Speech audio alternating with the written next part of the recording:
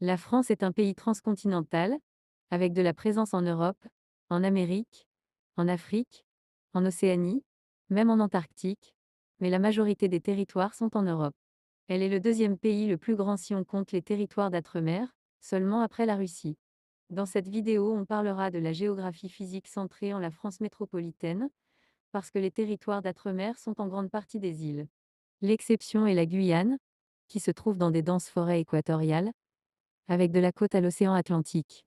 Tout d'abord, les côtes françaises sont baignées par la mer du Nord, la Manche, l'océan Atlantique et la Méditerranée. Aussi, à la péninsule de Bretagne, on trouve une mer très petite, la mer d'Iroise. L'île de Corse est contournée par la mer Méditerranée.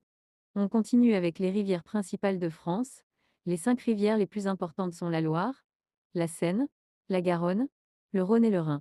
La plus longue est la Loire, avec 1006 km de longueur, depuis sa naissance au Massif central, jusqu'à son embouchure à l'océan Atlantique. Elle est très connue par ses beaux châteaux. La Seine est la fameuse rivière qui traverse la capitale de France, Paris.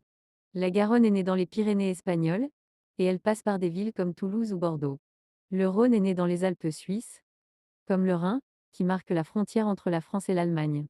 Le relief de la France compte avec des chaînes de montagnes comme les Alpes, les Pyrénées, le Massif central, le Jura, les Vosges, le Massif ardennais et le Massif corse. Le Mont Blanc, aux Alpes, est le sommet la plus haute d'Europe occidentale, et il est disputé entre la France et l'Italie. Il a 4807 mètres de hauteur.